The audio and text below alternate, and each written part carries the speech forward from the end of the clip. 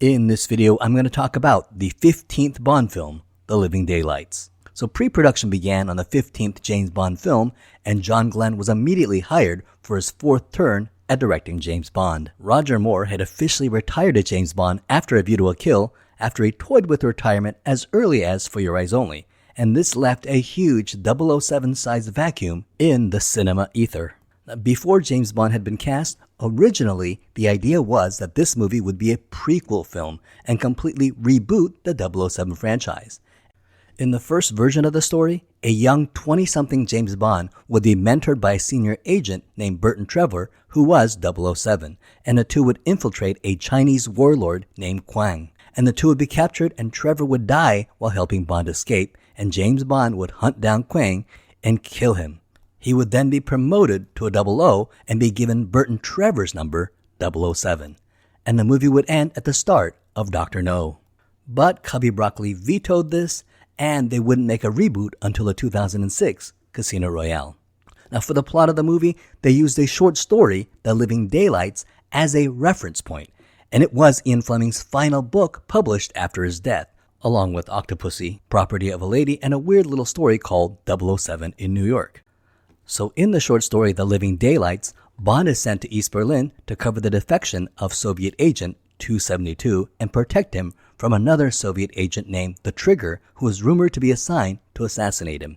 And after 3 days of looking for the sniper, he watches an orchestra practicing every night, and he especially notices a beautiful blonde cellist and kind of develops a little crush on her while spying on her from a distance. During the moment of truth, when Agent 272 makes his move to escape, Bond and his contact are scoping out the area, and Bond spots the sniper, The Trigger, going into position and realizes it's the blonde cellist from the orchestra that he found so attractive. And instead of killing her, he shoots the butt of her rifle, scaring her. The agent defection is successful, but his contact is furious that Bond didn't kill the sniper. But Bond speculates that he probably blew her fingers off, permanently ending her sniper career, and the story ends with Bond hoping that M will fire him for it. So as you can see, the movie itself used the short story for the first chapter of the movie. And from this introduction, screenwriter Richard Maibaum and producer Michael G. Wilson came up with the rest of the entire larger story. But with Roger Moore gone, they didn't know who was going to play Bond, so they didn't know how to write him. So in the script, they wrote him in a very neutral way. They auditioned several actors, including Mel Gibson, who was hot after Mad Max, and Jerry Weintraub, the chairman of MGM UA, really wanted Mel Gibson and was ready to offer him a 2-film contract, but Cubby Broccoli vetoed the idea. They auditioned Christopher Lambert, who was up and coming after starring in Tarzan Legend of Greystoke and Highlander, and they auditioned a young Sean Bean, the English actor who had yet to make his mark in America. However, one actor completely blew away the audition, and he was Sam Neill. So you're Tatiana Romanova. My friends call me Tanya. My friends call me Bond. James Bond. And Sam Neill was a New Zealand Shakespearean actor who was, at that time, relatively unknown in the US, aside from playing the Antichrist Damien in Omen 3: The Final Conflict. And he had also played a James Bond-like British spy in the TV show Riley, Ace of Spies. Eon co-producer Michael G. Wilson, director John Glen, Barbara Broccoli, and Cubby's wife Dana all wanted Sam Neill. Everyone on the 007 crew loved him and wanted him to be the next James Bond. Everyone except Cubby Broccoli. Cubby Broccoli just couldn't see it, and that was it. Sam Neill was not going to be James Bond. The next year, he'd be cast in Dead Calm, and then as the first officer in The Hunt for Red October. I would like to have seen Montana. And then as Dr. Alan Grant in Jurassic Park, making him a superstar. The first person Cubby Broccoli seriously considered was perennial favorite Timothy Dalton. And Cubby Broccoli and Harry Saltzman had met a young 22-year-old Timothy Dalton to discuss taking over the mantle of James Bond for On Her Majesty's Secret Service after Sean Connery quit the role. However, at that time, Timothy Dalton, who was not a big star, was a James Bond fan and felt that he was too young to do justice to the character. And that is a pretty classy sentiment on the part of Dalton. He turned down the potentially biggest job of his career so far because he wanted to stay true to the James Bond character, and that takes a lot of integrity. 2 years later, at the age of 24, Broccoli and Saltzman approached Dalton again to take over Bond after Diamonds Are Forever, but once again, Dalton declined, saying he was too young. A decade later, when Dalton was 34 after Moonraker, Cubby Broccoli approached Dalton again to offer him the role of 007 in For Your Eyes Only. At this time, he was old enough to play Bond, but as an Ian Fleming James Bond fan, he was not happy with the campy and fantastic direction of the movies and turned it down. But finally, after For Your Eyes Only, Octopussy, and A View to a Kill, and at the age of 41, he was interested in playing James Bond.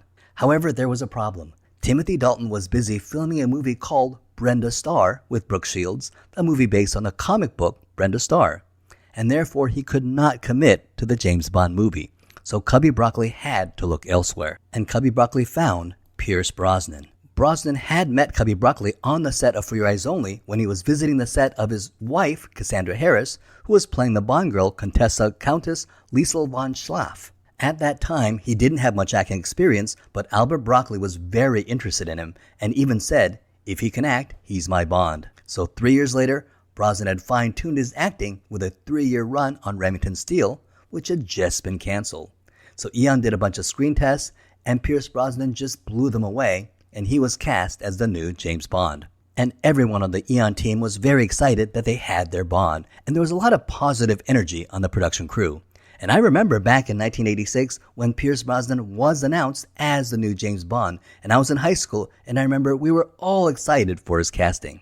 And so to advertise that Brosnan was the new Bond, he did a series of 2 Diet Coke commercials where he was basically playing James Bond, battling ninjas, the first of which premiered during the Super Bowl. And of course, this started generating public interest in who Pierce Brosnan was, and so the general public began to go watch Remington Steele reruns. Now, after canceling a TV show, NBC had 60 days to decide if they were going to renew the show. And now, Pierce Brosnan talks in interviews that he was terrified that they were going to call him. And he waited 60 days, and sure enough, on the 60th day at 6:30 p.m., the absolute last day they were allowed to call, the phone rang, telling him that they were going to try to pick up the show and make another season of Remington Steele. And Pierce Brosnan talks about how disappointed he was because he really wanted to play James Bond. So, this sudden surge in public interest in Pierce Brosnan by the public because he was cast as the new James Bond caused NBC to try to renew Remington Steele for one more season in an attempt to revive the whole series. Ironically, this meant that Pierce Brosnan was no longer available to film James Bond, and Eon had to announce that Brosnan would not be their 007. And Cubby Broccoli announced, James Bond will not be Remington Steele, and Remington Steele will not be James Bond. And Pierce Brosnan lost the role of his life, and it makes you wonder if Brosnan had not done those Diet Coke commercials until the 60 days were up, if he could have held on to the role of 007. Now, interestingly, one of the random people who were devastated by this was director Chris Columbus, who was directing the film Adventures in Babysitting. And he was a huge James Bond fan and was very excited that Pierce Brosnan was cast as 007 and thought he would be perfect. And he was so sad that Pierce Brosnan lost the role that years later in 1992, when he was casting for Mrs. Doubtfire, he hired Pierce Brosnan for the role of Stu. And on set, he told Pierce Brosnan what a perfect James Bond he would make and continued to encourage him to keep trying for the role. And I think that is totally awesome. Well, by this time, Brenda Starr had just finished filming, and Timothy Dalton, Broccoli's first choice to play James Bond, was suddenly available. And so finally, after pursuing him for 18 years, Cubby Broccoli was finally able to cast Timothy Dalton as everyone's favorite gentleman spy. And in fact, Timothy Dalton finished filming Brenda Starr on a Saturday, was released to go film James Bond. He flew to England the next day on a Sunday and was on set on Monday filming the movie. As for poor Pierce Brosnan, ironically, this announcement of him not being Bond obliterated any fan interest in Remington Steele, and NBC, after filming only 5 more episodes, permanently canceled the show. And so, Pierce Brosnan lost out on Bond and Remington Steele. And Pierce Brosnan would not get to play James Bond, but his time would come soon enough in another 9 years. And while Timothy Dalton was a relative unknown, many of us science fiction fans from my generation already knew him as Prince Barin from the 1980 cult classic Flash Gordon. And Timothy Dalton agreed to do Bond on one condition. Dalton was concerned that the fantastic plots and the ridiculous camp humor was ruining the Bond franchise. And Dalton was a huge fan of Ian Fleming. And so he insisted that Bond be more serious and get back to his Ian Fleming roots. He wanted James Bond to be truer to the original vision that Ian Fleming had. In a 1989 interview, Timothy Dalton said, "I think Roger was a fine Bond, but the films had become too much techno-pop and lost track of their sense of story. I mean, every film seemed to have a villain who was trying to rule the world, and if they want to believe in a fantasy on the screen, then you have to believe in the characters and use them as a stepping stone to lead you into the fantasy world. That's a demand I made, and Albert Broccoli agreed with me." Timothy Dalton was born in Wales on March 21, 1946, and his father was a special operations officer during World War II, and his mother was an American. And at age 16, he decided to be an actor after seeing a production of Macbeth.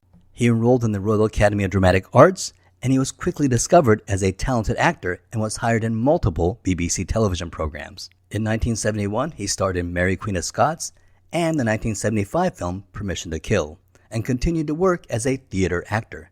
And in 1980, he starred as Prince Baron in Flash Gordon and continued to work in various movies.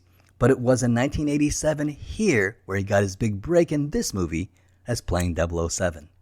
And at that time, I thought Timothy Dalton was a great choice, because teens of my generation only knew one Bond from the movie theaters, and that was Roger Moore. Now, we knew that there was a man named Sean Connery, but that was for the old folks, and you had to rent those movies on video. And some of us even knew that George Lazenby had been in one James Bond. But in 1987, it was a big deal that there was going to be a new Bond after Roger Moore, and the hype was huge. And literary James Bond fans cited his close resemblance to the James Bond of the Ian Fleming novels. In his first book, Casino Royale, Ian Fleming describes James Bond this way: "Bond reminds me rather of Hoagie Carmichael, but there's something cold and ruthless." In his second book, Moonraker, he described Bond as certainly good-looking, rather like Hoagie Carmichael in a way, that black hair falling down over his right eyebrow, much the same bones, but there was something a bit cruel in the mouth, and his eyes were cold.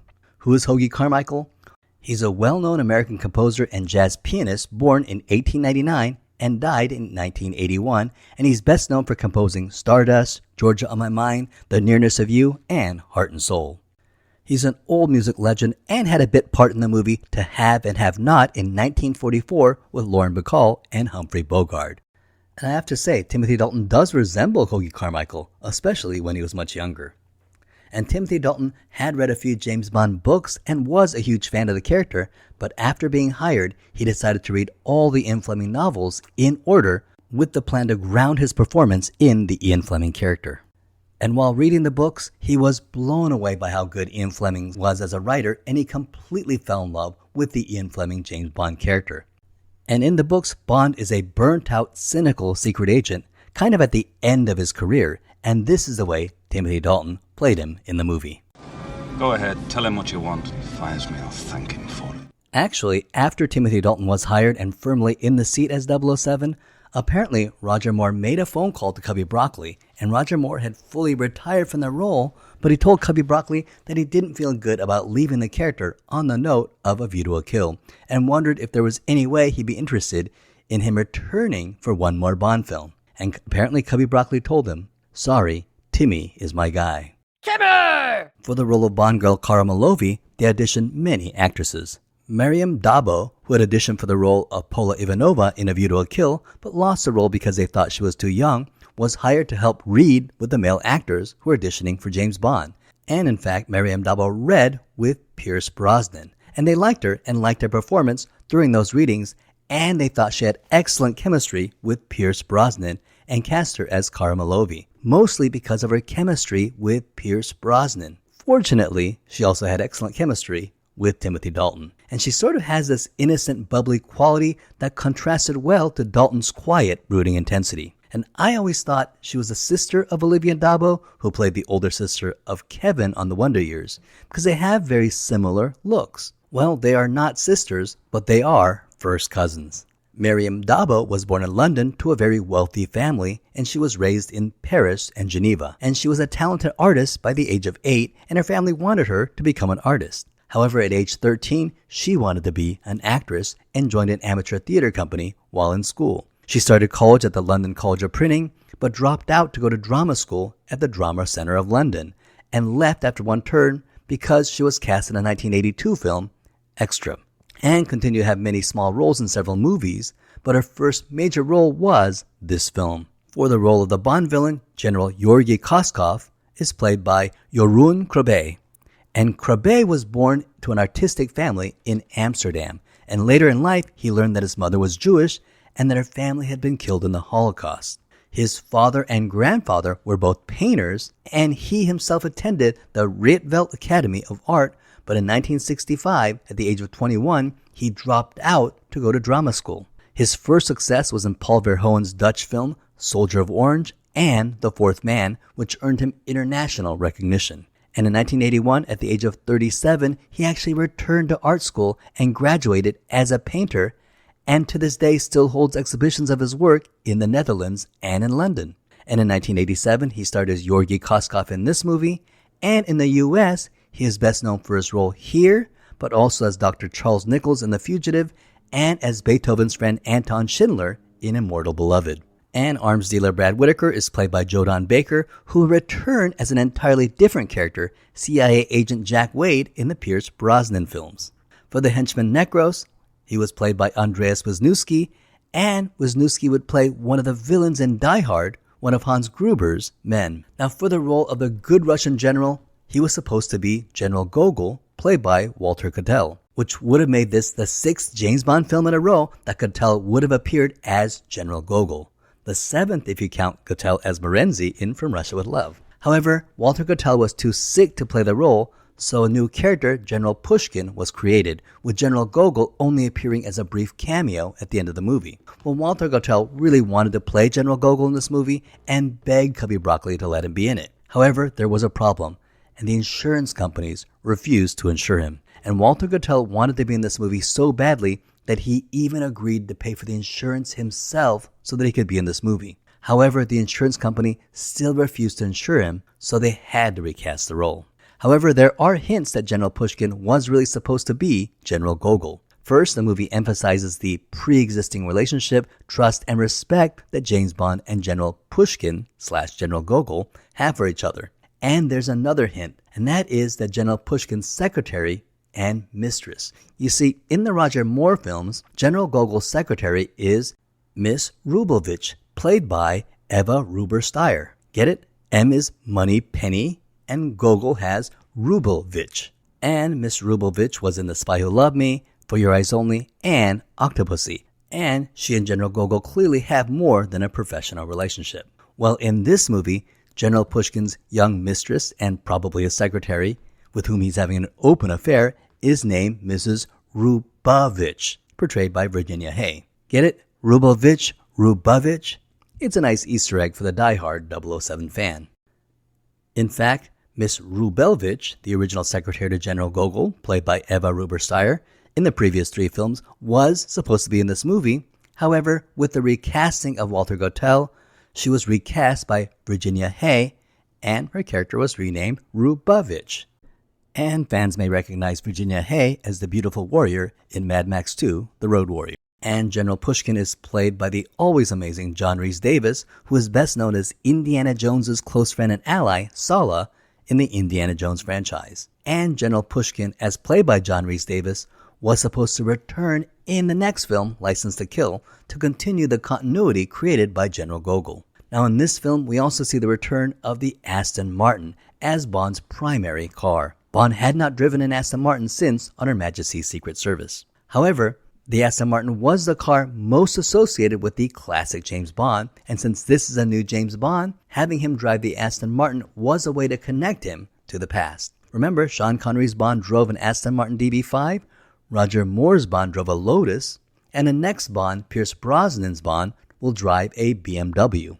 And in this film, Timothy Dalton's Bond drives an Aston Martin Volante. And this was the return of Eon pairing up with Aston Martin for product placement after a long gap. And this is the quintessential Bond car. It's got built-in lasers, it's got missiles, it's got an outrigger with spiked snow tires that can travel on ice. Now, of course, no James Bond movie is complete without incredible stunts. And so for the stunts in the opening scene, this requires 3 stuntmen to jump out of a C-130 Hercules airplane and parachute into the Rock of Gibraltar. And James Bond regulars B.J. Worth and Jake Lombard were 2 of the stuntmen to jump out of the plane, and a third stuntman, Dan O'Brien, supported the team.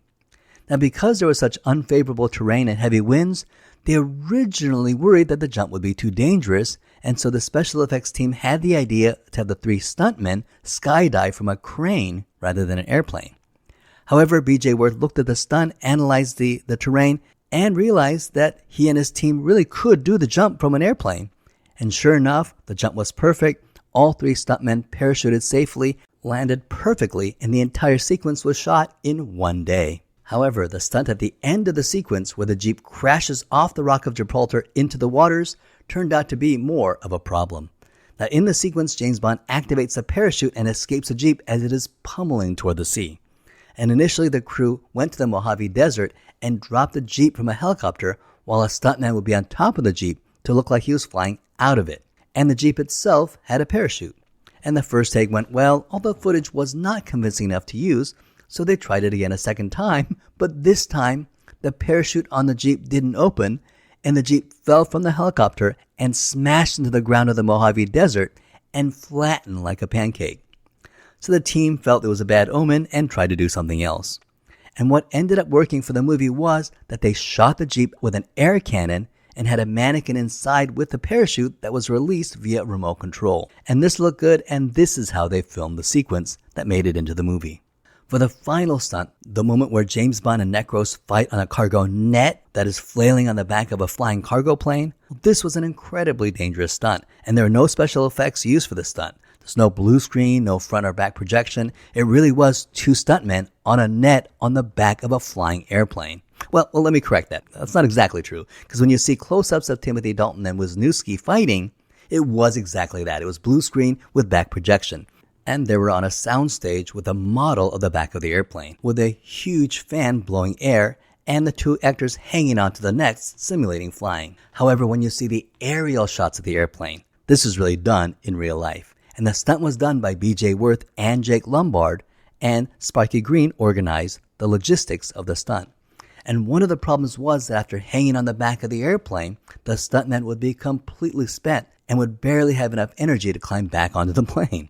And they devised a code where if B.J. Worth opened his mouth during the stunt, this was a sign that he was completely exhausted and needed help getting back into the plane. And the moment where the Red Cross bags of opium are cut and fly out of the plane, during the stunt, there really were heavy bags that were hitting the stuntman at 100 miles an hour because of the wind caused by a flying airplane. However, the heavy bags were stabilizing the net during mid-flight, and once they were released, there was no weight on the net, and the net began to gyrate furiously in the air with B.J. Worth on it. And while the sequence looked great on film, everyone was worried that B.J. Worth was going to hit the tail of the airplane. And it got close, but fortunately, it actually didn't happen. And B.J. Worth was able to get back inside of the plane safely while filming an incredible action sequence. In fact, when this stunt was completed, it would be the most expensive stunt in 007 franchise history, costing the crew $3.5 million to film. The film starts out with a special MI6 training exercise, and they parachute down to the Rock of Gibraltar. The first agent is 002, and he fails the exercise when he is hit with a paint gun, and 002 is played by Glen Baker, who was hired because of a passing resemblance to Roger Moore. Now, in this exercise, there's an evil agent lurking in the midst, and when he's hit with a paint gun, he turns around and kills the poor soldier. And the second agent is 004, played by Frederick Warder, and he's assassinated when his rope is cut and he's sent falling to his death. And Frederick Warder was hired because of a passing resemblance to George Lazenby and possibly Sean Connery. And of course, we learn that the third agent is our 007, played by Timothy Dalton. Bond catches up to the evil guy, and he jumps on the Jeep, and already we feel that this is going to be a very different kind of Bond. Timothy Dalton's Bond looks like he can actually do the action, and we actually believe that it is the actor Timothy Dalton doing the stunts. And sure enough, Timothy Dalton did insist on doing much of the stunts of this scene, much to Cubby Broccoli's concern. I remember this opening pre-credit action teaser being heavily featured in the trailer for this movie. And no wonder, because it's a great action sequence. And it's a great introduction to Timothy Dalton as 007. So Bond and the assassin fight while driving the truck full of explosives, and they go over a cliff, and Bond is able to parachute out of the truck in time, and the assassin is left to explode with the truck. and Bond parachutes to safety and lands on a yacht where a wealthy woman is complaining, It's all so boring here, Margot. There's nothing but playboys and tennis pros. and I always wondered if she didn't see that truck just explode near her. Bond lands on the yacht, flips over the canopy, hangs up her phone, and calls MI6 to tell them. I'll report in an hour.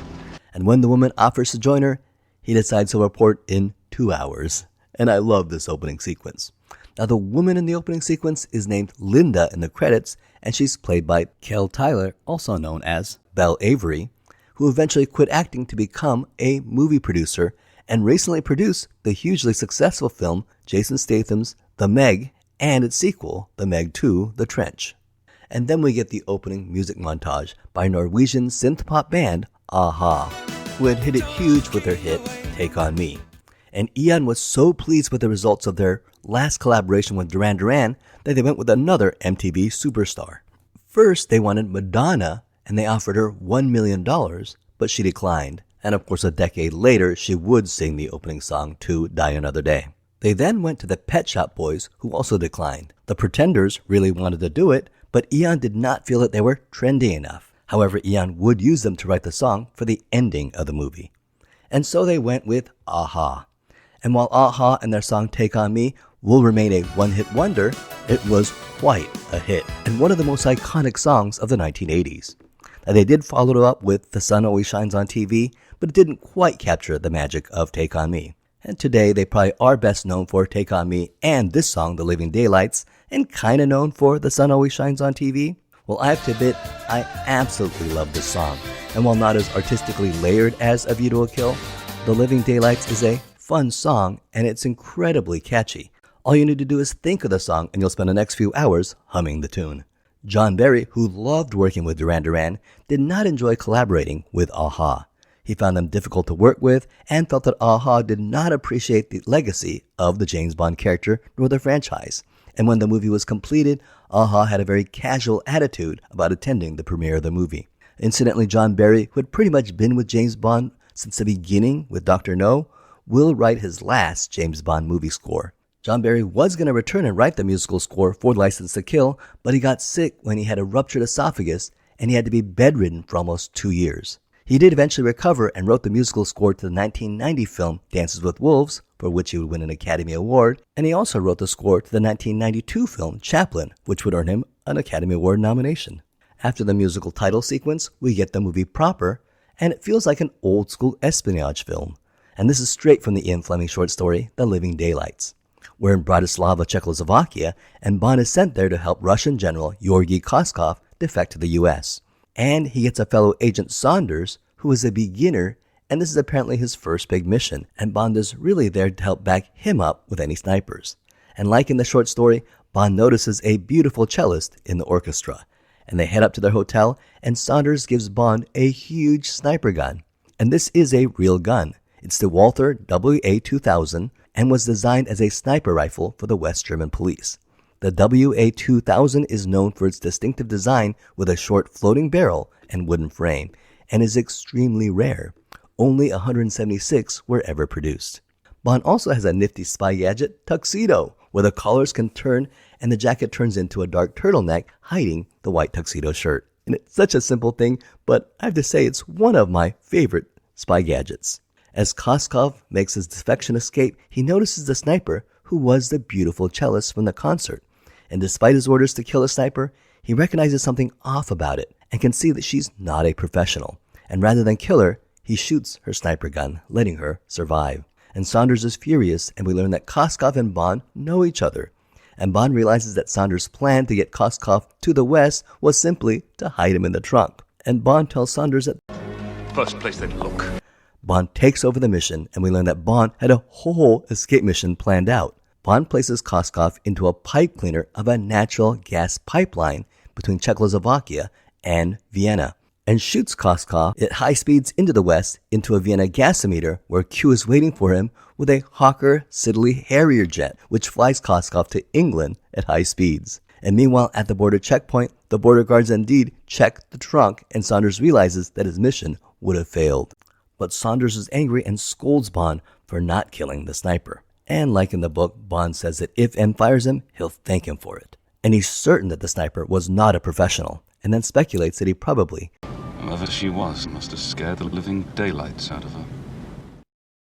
Back at MI6, Bond is trying to identify the sniper, but of course can't since she was not a real professional. And here we meet the new Moneypenny, played by Carolyn Bliss. And it's clear that they're trying to do something very different from the past Moneypennies. The Sean Connery and Lois Maxwell scenes had a real magnetic chemistry, while the Roger Moore and Lois Maxwell scenes had a friendly, almost brother and sister dynamic. And here, Caroline Bliss's Moneypenny is very nerdy and seems to have a huge crush on Dalton, while Dalton doesn't seem to give her much of a second thought. And Bond drives his Aston Martin to an MI6 safe house where they're hiding General Koskov. And Bond brings Koskov a gourmet food picnic basket of Bollinger Arty champagne, caviar, and foie gras. And this is pretty much the same foods he had in his suitcase when he went to Shrubland Farms in Thunderball. And Jeroen Krabbe plays Koskov as this goofy and slimy douchebag. And Koskov is briefing with M and the Minister of Defense. And incidentally, this will be the last movie role of Jeffrey Keane, who portrayed the Minister of Defense in 6 consecutive James Bond movies, starting with The Spy Who Loved Me.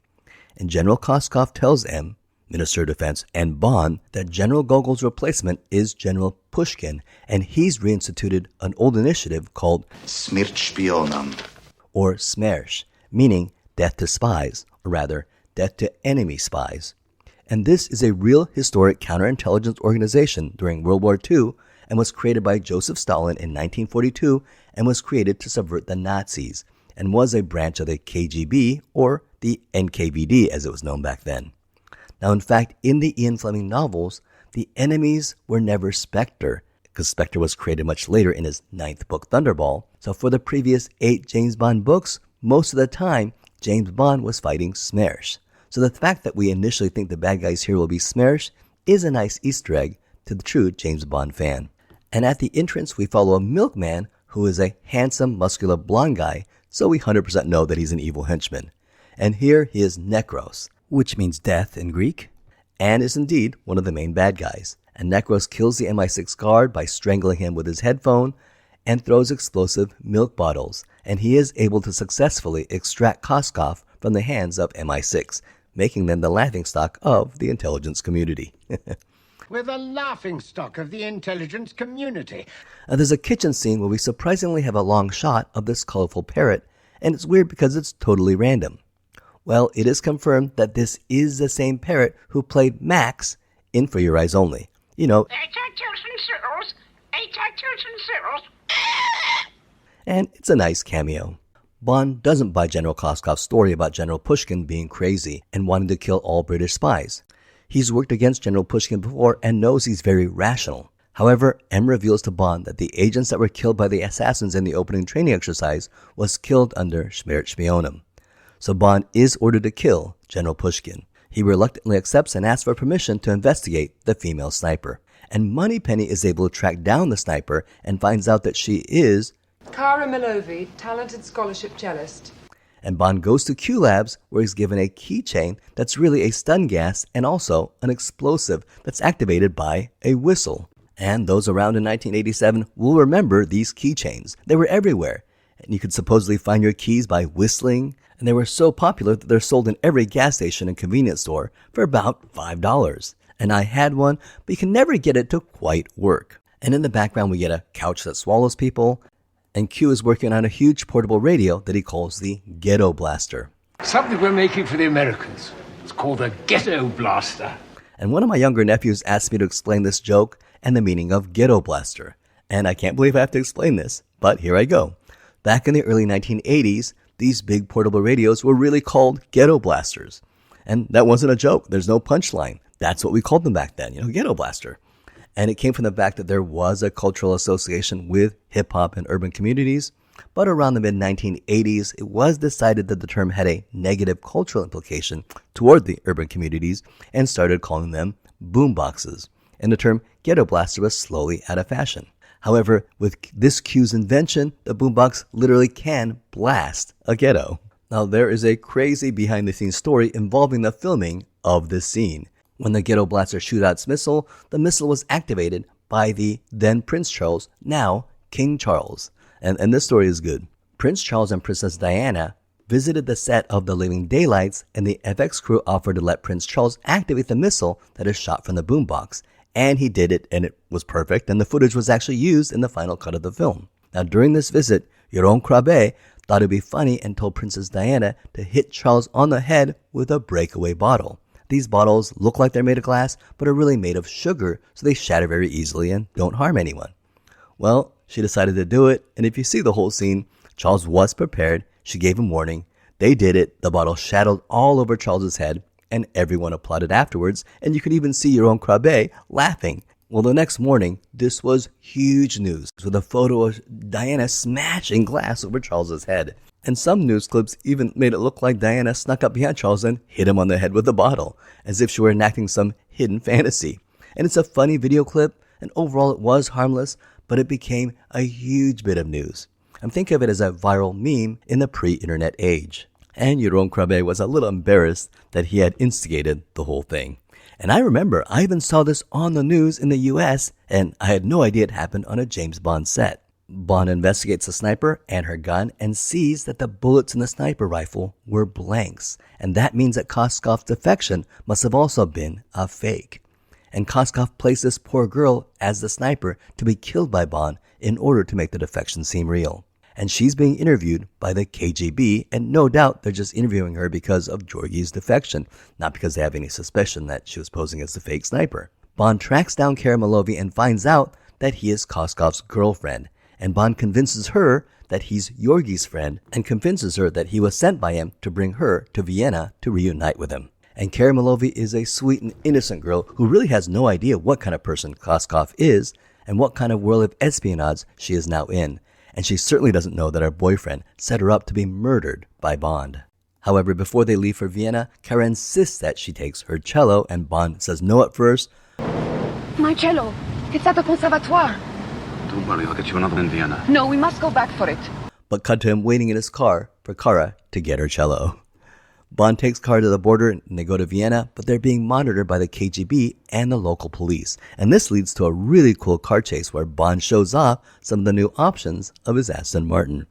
And his Aston Martin is finally destroyed, so he self-destructs it, and the two ride in Cara's cello case.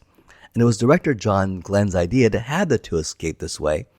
And screenwriter Richard Maibaum didn't like it and believed there's no way that Bond and Milovy could even fit in a cello case. So John Glen went to the music department, got a cello case, and sat in it, and showed Maibaum and Wilson there's plenty of room in the cello case for them to sit in, and apparently he even asked Broccoli to sit in there with him.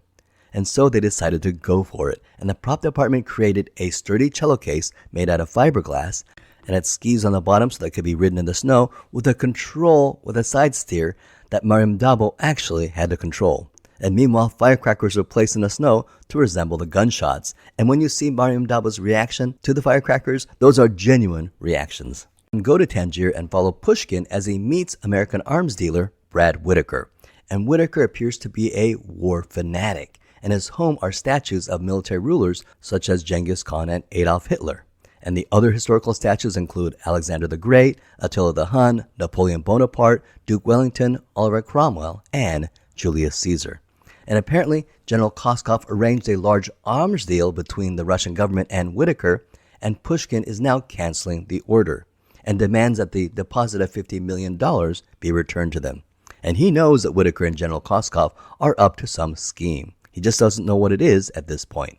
But oh, what a scheme it's going to turn out to be, because later we're going to discover that it involves a large opium drug sale in Afghanistan. But we'll get to that later. And Pushkin reveals that Whitaker doesn't even have any military credentials.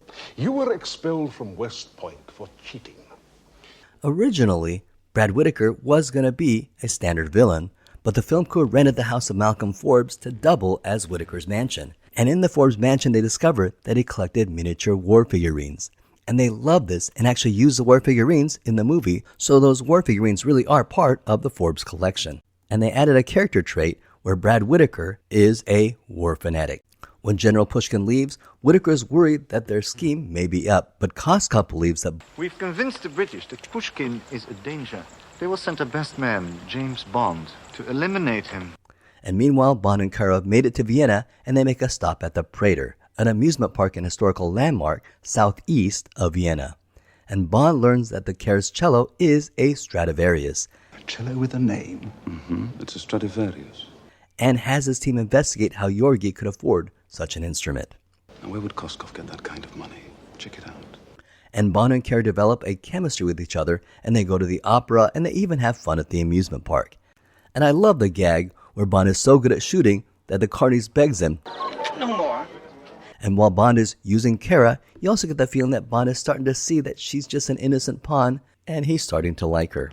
Bond sneaks away to meet with Saunders, and it turns out that Saunders has done some investigating. And he discovers that Koskov and Whitaker are indeed working together, and it was Whitaker that bought the Stradivarius. And Bond is very appreciative of Saunders, and I love this. It's like their relationship now has gone through an arc, and though there was tension at the beginning, they now respect each other.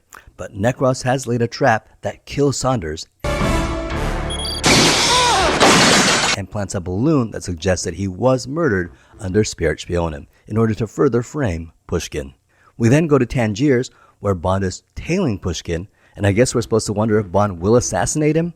Well, Bond breaks into Pushkin's hotel where he's dining with Miss Rubovich, and this is a great scene where we really see Timothy Dalton's strength in playing 007. He is absolutely convincing as a dangerous, ruthless killer assassin. He and Pushkin discuss Koskov, and they set up a fake public killing of Pushkin to throw off Koskov and Whitaker. And when Koskov hears of the assassination, he celebrates and dances and says, I told you the British believe me. I told you. He is such a goofball. And when Pushkin and Miss Rubovich are alone, Pushkin reveals to her that it was all a setup, and he says, It's the first time I've ever been grateful that James Bond is a good shot. We then follow Bond as he escapes through the streets of Tangiers, and here's where we would have had the infamous deleted scene. Bond sees several telephone wires, and he drapes a carpet over them and rides the wires down the carpet, but the people on the streets look up, and it looks like he's riding a magic flying carpet. And it's not a bad joke, but it's a little unconvincing. Just enough to pull you out of the movie. It's a joke that might have worked in a Roger Moore film, but it's not quite appropriate for this movie, so it's no wonder they cut it. Bond then hitches a ride from his local woman, but they kidnap him at gunpoint, and it turns out they're working for the CIA. And we get Felix Leiter, played by John Terry. And people my age will know John Terry as the titular main character in the film Hawk the Slayer. And years later, he'll play Matthew Fox's father in Lost. And this is the first appearance of Felix Leiter in 15 years. The last appearance of Leiter was in 1973 in Live and Let Die, played by David Hedison, who's going to play him again in the next movie. Although Felix Leiter did make an appearance in the 1983 non-canon movie Never Say Never Again, played by Bernie Casey. Well, back at the hotel, Cara decides to give Yorgi and Whitaker a call, and it's a shocking phone call for Koskov to get since he thought Bond had killed her. But Koskov is able to convince Cara that Bond is really a KGB agent sent to kill him. And he convinces her to drug Bond, but just before passing out, Bond tells her that it was Yorgi who was willing to sacrifice her to make his defection look real, and that he knows this because he was the sniper sent to kill her, and that it was he who shot the rifle instead of killing her. And now Cara knows that Yorgi is a bad guy, and that Bond was a good person. Koskov takes Cara and Bond, along with $50 million of smuggled diamonds, to a Soviet airbase in Afghanistan. And once in Afghanistan, Yorgi turns Bond over to the Soviet authorities, since everyone believes that Pushkin is dead and that Bond killed him. And Koskov also leaves Cara at the Soviet base and tells the Soviets that she was Bond's ally. And at the jail and the Soviet base, we get this really sadistic prison guard who runs the brig. I haven't had a woman prisoner for a long time. And he's played by Ken Sharrock, who totally steals the scene. The scene here in Afghanistan was filmed in the Atlas Mountains in Morocco, which has a large desert similar to Afghanistan. And the larger Atlas Mountains crosses Morocco, Algeria, and Tunisia.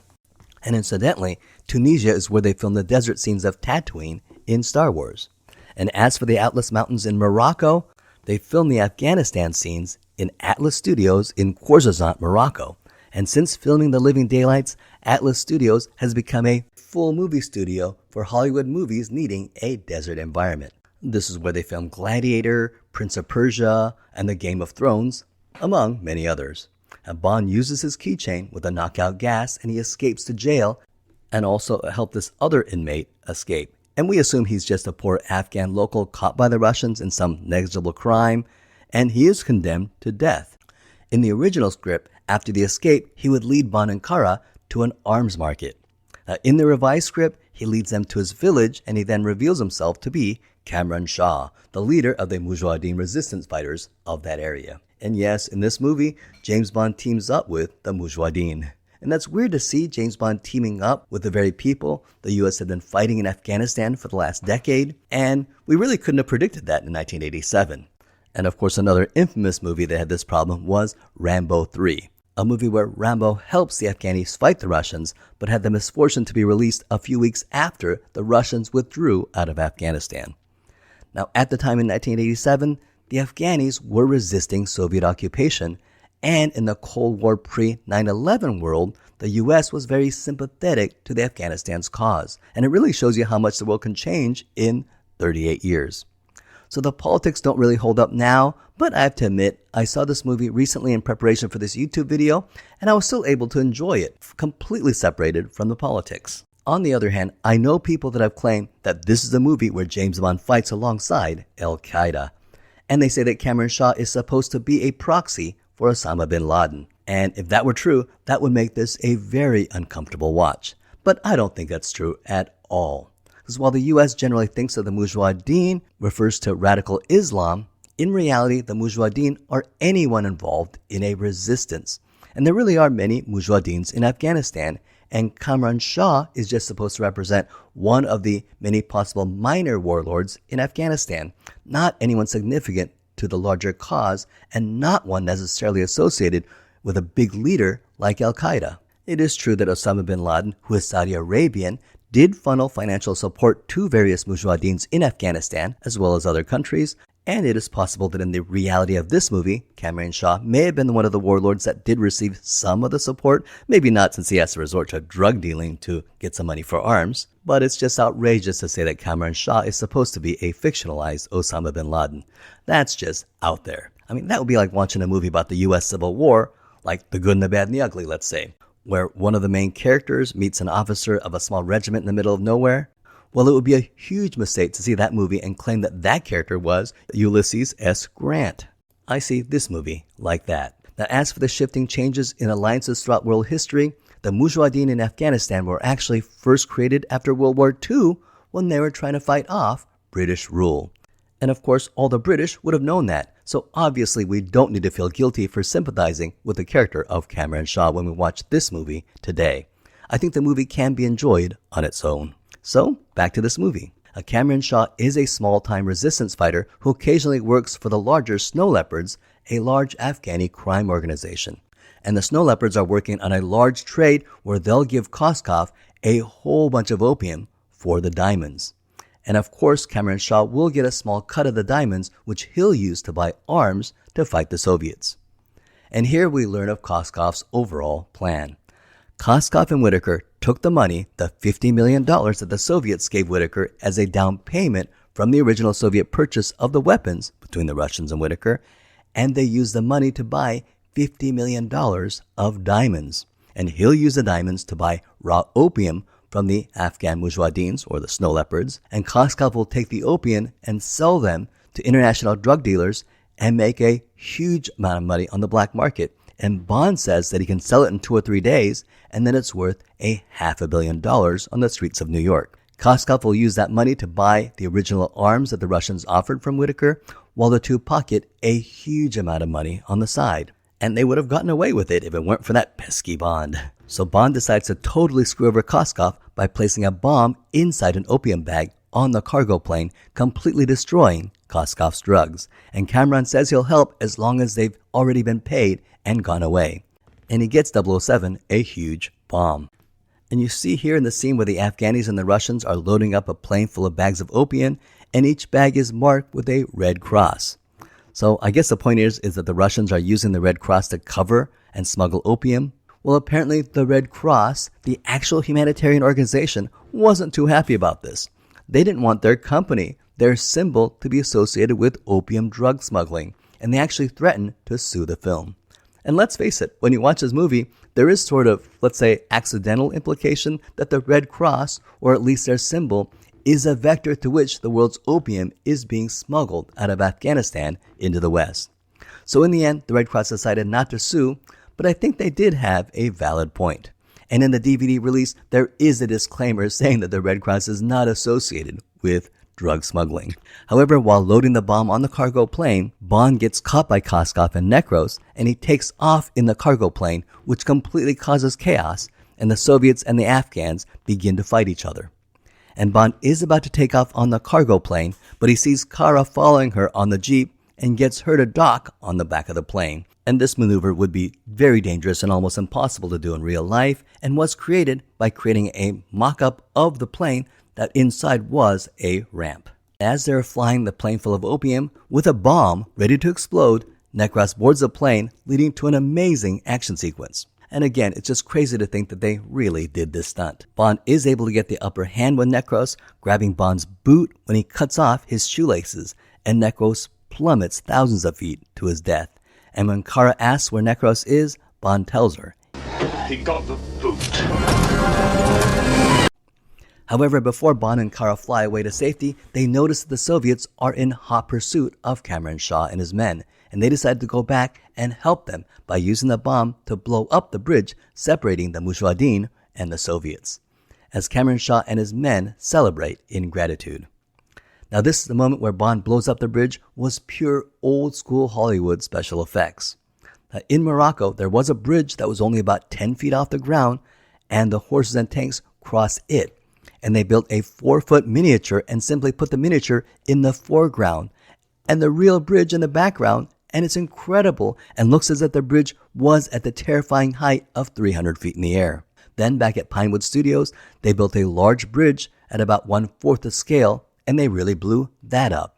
And it's amazing, and once blended together, it really looks like a huge towering bridge in the desert, 300 foot high, was destroyed. And it's amazing, and because of CGI, they really don't have real clever special effects like this anymore, and it's a shame because this looks absolutely convincing, much more convincing than CGI. Well, they notice that the plane's gas tank has been compromised and the engines stop working. And Bond and Cara get in the Jeep and they fly out of the plane safely onto the road as the cargo plane explodes on the side of a mountain. And in case you think the idea of launching a plane out of a plane mid-flight was unrealistic, this is actually a real military technique. Now, driving the Jeep, they notice a sign saying that Karachi is not too far away, and Bob remembers that he knows a good restaurant in Karachi. But the movie is not over. There's sort of an epilogue where Bond, with the help of Felix Leiter, infiltrate Whitaker's mansion. And while Bond infiltrates the mansion, we get John Glenn's famous signature trademark, the surprise false scare, where a pigeon flies out of nowhere and scares the audience. And John Glen always feels that this invests the audience more into the scene.